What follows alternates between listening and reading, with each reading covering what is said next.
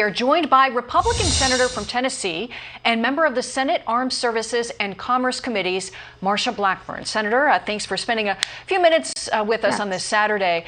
I want to start with something pretty concerning. Russia's deputy foreign minister says that convoys with foreign weapons being supplied to Ukraine, including those from the United States, will become, quote, legitimate targets for the Russian armed forces.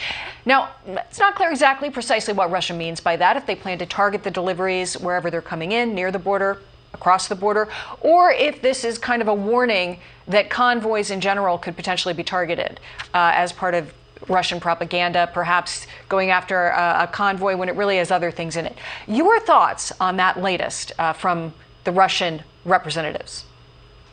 What we know is that Vladimir Putin is very frustrated. He thought he was going to handle all of this in 2 or 3 days. He would go in, he would take Kyiv, he would be hailed a liberator because he thought the country was run by drug dealers, drug addicts, and thieves. So what he found out, the Ukrainian people are very proud people. They want their freedom. They like their government that they have, and they do not want Russian intervention. Now, what we also know is that his army is not well equipped. We have heard the stories of the condition of some of the equipment, the soldiers not knowing they were going to fight a war. We know that he is calling in mercenaries and soldiers for hire, the Wagner Group. He's getting recruits from Syria, from Southeast Asia, and he is trying to keep any kind of military or humanitarian aid out of the country. So it is not unexpected that he would say anything that is being done to help, he's going to fight against. And Molly, bear in mind, he's even said he considers sanctions to be an act of war. Right. And that's part of this untangling what precisely the Russians mean when they say just about anything. When it comes to the subject of military aid there in Ukraine, there's been a lot of talk about America, what we should provide, what the U.S. Shouldn't provide, America's role in helping others to contribute. For instance, the fallout over the MiG-29 plane proposal regarding Poland. Where do you draw the line? You know, how far are you willing to go as far as what America provides and how? Yes, and we do not need our troops on the ground in Ukraine, but what we do need to do is give them what they need to defend themselves. And Molly, I sent a letter over to the White House last fall saying, now is the time for economic sanctions. Keep the sanctions on Nord Stream 2. And by the way, sales of lethal aid, now's the time for this.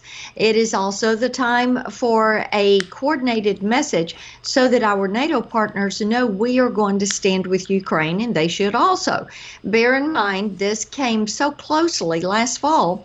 People were still reeling from the debacle in Afghanistan, and they were saying, are you going to back Ukraine? Are you going to back Taiwan if the Chinese go after Taiwan? And when you have a convoluted foreign policy that does not seem to be consistent, is full of inconsistencies, it causes our allies to wonder if they are really our ally and if we will be there for them. So the sanctions, the aid, the message should have been put in place last fall. This administration said, no, we're going to wait until Russia actually does something, and then we'll make a call. And of course, what we're seeing is that is too little, too late, but I'm glad to see that this administration is finally stepping up to the plate. But get Ukraine what they need. Get the MiGs in there. Make certain that they can defend themselves. Shifting just quickly, I want to talk a little bit about gas prices because we've seen things go up quite a bit from a year ago. We have a quick picture of just how much. $2.84 a year ago, now today, $4.32, the national average. When it comes to these rising costs, inflation, gas prices, the Biden administration, Biden himself, has blamed the global pandemic. And more specifically, when it comes to gas, he's called this Putin's price hike. Do you see those efforts on the part of the administration on President Biden as a deflection? I can tell you this, Tennesseans are not believing it because they can pull up any chart, any graph, and see where gas prices were during the Obama-Biden administration, where they were during the Trump years, and where they are now. Molly, they know that when they go fill up their car, that they are paying nearly twice what they were paying a year ago. Yesterday, I was up on the plateau and up in Jackson County, Tennessee, and talking with the director of schools, and we were looking through where these gas bills per month to run school buses have gone, going from 2,500, 2,800, 3,300, and moving on up into over $4,000, $5,000. This is what our counties and our governments and our school systems are up against. It's what families are up against as they're trying to make trips and run the car. When you're talking about near $5 a gallon gas and paying so much more to fill up the truck or the van or the car, this gets to be unaffordable.